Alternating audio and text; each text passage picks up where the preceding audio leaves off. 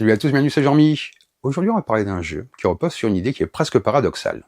Un jeu où on ne cherche pas nécessairement à briller, où on n'essaie pas d'être le meilleur au sens classique du terme, mais où l'on tente surtout de ne pas se faire remarquer pour les mauvaises raisons. Ce jeu, c'est Maître Makatsu. C'est un jeu pour 2 à 6 joueurs, des durées de partie de 20 à 30 minutes, à partir de 8 ans. Un format assez simple en apparence, même familial, mais qui cache une vraie finesse dans les décisions qu'il propose. C'est un jeu de Rainer Kaisner, qui n'est plus à présenter comme auteur. Il est édité par Gigamic et illustré par Sonja Miller, dans un style graphique qui accompagne parfaitement l'univers du jeu. Dans Maître Makatsu, les joueurs incarnent des dojos qui envoient leurs meilleurs apprentis ninja à un mentor aussi célèbre qu'exigeant. Chaque année, ces apprentis doivent passer une série d'épreuves destinées à prouver leur valeur. Mais ici, il ne s'agit pas seulement de montrer son talent. Il s'agit surtout d'éviter la moindre maladresse. Car Maître Makatsu observe tout et n'hésite pas à sanctionner ceux qui en font trop. Ou pas assez bien. Le thème fonctionne immédiatement, car il est directement intégré dans les mécaniques du jeu. On ne cherche pas à accumuler les récompenses, mais à éviter les pénalités. Chaque carte jouée est un choix visible. Chaque décision peut attirer l'attention du maître. Et lorsqu'il juge qu'un apprenti s'est trop exposé, la sanction tombe. Autour de la table, l'ambiance s'installe très vite. On observe beaucoup, on hésite, on se demande si cette carte est vraiment une bonne idée ou si elle risque de nous coûter cher. On regarde ce qu'en font les autres, on anticipe leurs intentions. Et parfois, on préfère rester en retrait plutôt que de prendre un risque inutile. Maître Makatsu est un jeu qui apprend à jouer différemment. Un jeu où on comprend rapidement que vouloir être le meilleur n'est pas forcément la bonne stratégie. Il propose une expérience accessible mais jamais naïve, où chaque tour apporte son lot de tensions, de petits dilemmes, et surtout de décisions à assumer. C'est un jeu qui fonctionne très bien avec des joueurs occasionnels, et même des joueurs plus habitués, parce qu'il parle à quelque chose de très universel, la peur de se tromper, l'envie de bien faire, et la difficulté de savoir quand s'abstenir. Alors, prenez le temps de vous installer, les épreuves vont commencer, les dojos sont prêts, et Maître Makatsu vous observe déjà. Allez, on va voir comment ça se passe. Maintenant que le cadre est posé, on va pouvoir entrer tranquillement dans le cœur du jeu. Dans cette vidéo, je vous propose de prendre le temps de découvrir ce que ce jeu a réellement à offrir. On va commencer par les règles, pour que vous puissiez comprendre comment se déroule une partie, et surtout comment chaque décision peut avoir un impact sur la suite du jeu. L'idée n'est pas seulement de savoir comment jouer, mais de comprendre pourquoi le jeu fonctionne comme il fonctionne. Après, je donnerai mon avis, on parlera du rythme, de la tension qui s'installe au fil des tours, de l'ambiance autour de la table, de la manière dont le thème se traduit concrètement dans les mécaniques. Je vous dirai également pour qui s'adresse ce jeu, selon moi, ce qu'il réussit particulièrement bien, et dans quel type de ludothèque il trouve naturellement sa place. Prenez le temps de vous installer, et entrons ensemble dans cette série d'épreuves. Maître Makatsu est le mentor ninja le plus célèbre du pays. Devenir l'un de ses disciples est un immense honneur, réservé aux apprentis les plus prometteurs. Chaque année, différentes écoles de ninja, appelées des dojos, présentent leurs meilleurs élèves afin de prouver leur valeur. Pendant 3 jours, ces apprentis vont devoir passer une série d'épreuves destinées à impressionner Maître Makatsu par leur talent, leur précision, ainsi que leur maîtrise. Mais attention, car le maître observe tout. La moindre maladresse sera immédiatement sanctionnée. Tout au long de la partie, les joueurs vont devoir jouer leur apprenti ninja au bon moment afin d'éviter de récupérer des jetons représentant des points de pénalité. À l'issue des 3 manches, le joueur ayant accumulé le moins de points de pénalité sera déclaré vainqueur. Le jeu se compose d'un total de 144 cartes, réparties en 6 dojos. Chaque dojo contient 24 cartes. Vous trouverez également 44 jetons, chacun indiquant une valeur de pénalité de 1, 2 et 3 points. Chaque set de dojo est constitué de 24 cartes numérotées, de 1 à 8, réparties en 3 couleurs. Jaune, bleu et violet. Et bien entendu, vous avez le jeton Maître Makatsu qui servira à déterminer le premier joueur. Pour la mise en place, commencez par placer l'ensemble des jetons de pénalité au centre de la table, de façon à former une réserve commune accessible à tous les joueurs. Chaque joueur choisit ensuite un set de dojo identifiable par son symbole, puis mélange soigneusement les 24 cartes qui le composent. Les sets de dojo non utilisés sont replacés dans la boîte. Chaque joueur place ensuite son paquet de cartes face cachée devant lui. Cette pile constitue sa pioche dojo, qui est une pioche personnelle. À partir de cette pioche, chaque joueur pioche 4 cartes pour former sa main de départ. Enfin, la personne qui a médité le plus récemment reçoit le pion Makatsu et devient le premier joueur. Il est temps pour les apprentis ninja de faire leurs preuves. La partie se déroule sur 3 manches, chacune représentant une journée d'épreuve durant laquelle les joueurs vont tenter d'impressionner Maître Makatsu. Chaque manche est composée de plusieurs tours. La personne qui possède le pion Maître Makatsu commence la partie, puis le jeu se déroule dans le sens horaire. À chaque tour, tous les joueurs vont jouer exactement 2 cartes, puis les jetons de pénalité seront distribués. À son tour, chaque joueur choisit une carte de sa main et la pose face visible devant lui.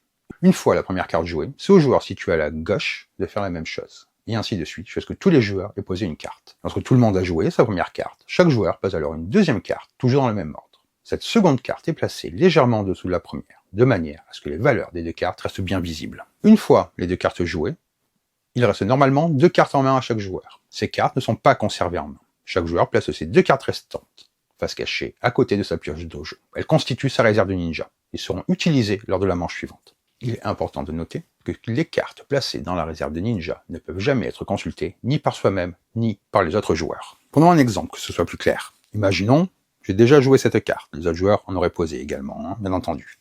Là, c'est à moi de jouer. Je joue ma deuxième carte, comme ceci, et ces deux cartes-là vont à côté, et cela constitue ma réserve de ninja. Une fois toutes les cartes posées, Maître Makatsu observe les apprentis avec un regard critique. On commence par identifier pour chaque couleur la carte ayant la valeur la plus élevée parmi celles jouées ce tour, en respectant toujours l'ordre suivant. D'abord le bleu, puis le jaune, et enfin le violet. Pour chaque couleur, le joueur ayant posé la carte de plus grande valeur reçoit des jetons de pénalité selon la couleur correspondante. Pour le bleu, il reçoit un jeton. Pour le jaune, il reçoit 2 jetons.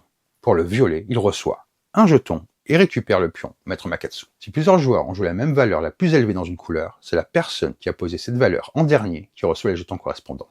Si un joueur reçoit Maître Makatsu alors qu'il le possède déjà, il le conserve simplement. De la même façon, si aucune carte violette n'a été jouée durant ce tour, le pion Makatsu ne change pas de propriétaire. Lors de la première manche, seuls les jetons valant 1 point de pénalité sont utilisés. Lors de la deuxième manche, ce sont les jetons valant 2 points. Lors de la troisième manche, ce sont les jetons valant 3 points. Et n'échangez jamais vos jetons avec d'autres jetons de la réserve. Prenons un exemple. À la fin du tour, nous sommes comme ceci, à 3 joueurs. Chaque joueur a joué 2 cartes. Nous allons donc les comparer. Ce joueur-là reçoit un jeton pour son 4 bleu, car il a posé après le 4 bleu de ce joueur-là. Ce joueur-là reçoit 2 jetons pour son 8 jaune. Enfin, ce joueur-là reçoit un jeton, ainsi que Maître Makatsu, car son 7 est la valeur la plus élevée des cartes violettes. Une fois les jetons distribués, toutes les cartes jouées pendant le tour sont mises de côté face cachée. Elles sont définitivement retirées du jeu et ne seront plus utilisées. Chaque joueur pioche ensuite 4 nouvelles cartes depuis sa pioche dojo afin de reformer sa main. Le joueur qui possède le pion Makatsu commence alors le tour suivant. Les tours s'enchaînent ainsi jusqu'à la fin du 6e tour, moment où les joueurs ne peuvent plus piocher de cartes car leurs pioches dojo sont vides. Les jours suivants ne sont pas plus simples, mais les meilleurs ninjas sont réservés pour la fin. Pour préparer la manche suivante, chaque joueur prend les cartes de sa réserve de ninja et les mélange. Ces cartes deviennent sa nouvelle pioche dojo. Chaque joueur place cette pioche face cachée devant lui et pioche 4 cartes pour former sa nouvelle main. La deuxième manche se joue exactement de la même manière que la première, jusqu'à ce qu'il ne soit plus possible de piocher de cartes. Comme la pioche dojo est désormais composée de 12 cartes, seuls les 3 tours seront joués lors de cette manche. Durant la deuxième manche, seuls les jetons valant 2 points de pénalité sont distribués. La troisième manche commence de la même manière que la deuxième. Cependant, la pioche dojo de chaque joueur ne contient plus que 6 cartes. Cela signifie que seuls 2 tours seront joués durant cette manche. Lors de cette manche, ce sont les jetons valant 3 points de pénalité qui sont distribués. Après ce premier tour, chaque joueur conserve les 2 cartes restantes de sa main et pioche les 2 dernières cartes de sa pioche dojo. Un tour est alors joué normalement. Chaque joueur pose 2 cartes et les jetons sont distribués comme d'habitude. À l'issue de ce dernier tour, les 2 cartes restantes en main sont défaussées. Elles ne sont pas prises en compte lors de la distribution des jetons. Après ces 3 manches, malgré quelques faux pas, l'un des 2 joueurs a réussi à impressionner Maître Makatsu. Chaque joueur additionne l'ensemble des points de pénalité indiqués sur les jetons qu'il a récupérés. Le joueur ayant le total de points de pénalité le plus faible remporte la partie. En cas d'égalité entre plusieurs joueurs ayant le score le plus bas, les points sont ignorés. Parmi ces joueurs, celui qui possède le pion Makatsu est déclaré vainqueur. Imaginons qu'en fin de partie, je me retrouve avec ces jetons-là. J'ai 6 jetons de 1 point, 2 jetons de 2 points et 1 jeton de 3 points. Je totalise donc 13 points de pénalité. Avant d'entrer dans mon avis, prenons un instant pour nous poser. Comme dans le jeu, ici tout est une question de rythme, d'attention et de choix mesurés. Si ce type d'expérience vous parle, si vous aimez les jeux, on observe plus que l'on ne parle, où chaque décision a un poids réel, vous pouvez soutenir la chaîne en laissant un like ou en vous abonnant. C'est un geste simple et discret, mais qui fait toute la différence, un peu comme un bon mouvement joué au bon moment. Et si le cœur vous en dit, prenez aussi quelques secondes pour laisser un commentaire. Dites-moi comment vous abordez ce genre de jeu. Êtes-vous plutôt du genre à rester en retrait, à rechercher la maîtrise et la retenue, ou à prendre le risque d'en faire un peu trop, quitte à être sanctionné? Vos retours sont précieux. Ils permettent de faire vivre ces échanges, de nourrir les discussions autour de jeux plus subtils et de continuer à mettre en avant des expériences qui misent sur l'élégance plutôt que sur le bruit. Prenez une respiration, le silence se fait autour de la table, Maître Makatsu observe chacun de nos gestes. Et c'est maintenant que l'on peut passer à mon avis. Plus on passe de temps avec ce jeu, plus il s'impose comme une expérience étonnamment subtile. Au premier abord, tout semble limpide. Un thème clair, des cartes numérotées, des manches bien découpées et des règles faciles à comprendre. Et pourtant, dès les premières parties, on sent qu'il se passe quelque chose de plus fin, de plus exigeant. Le jeu ne cherche jamais à impressionner immédiatement, mais il installe lentement son emprise, presque sans qu'on s'en rende compte. Le ressenti en jeu est marqué par une forme de retenue permanente. On n'est jamais dans l'excès, jamais dans l'euphorie. Ici, tout repose sur le contrôle, sur la maîtrise de soi. Jouer une carte n'est jamais un geste anodin. Même une carte apparemment faible peut devenir dangereuse selon le contexte, l'ordre des couleurs ou le mouvement de la manche. Le jeu pousse constamment à réfléchir, non pas à ce que l'on veut faire, mais à ce que l'on peut se permettre de faire sans attirer l'attention de Maître Makatsu. Cette idée est d'ailleurs centrale dans l'expérience. Contrairement à beaucoup de jeux où l'on cherche à briller, ici briller peut être une erreur.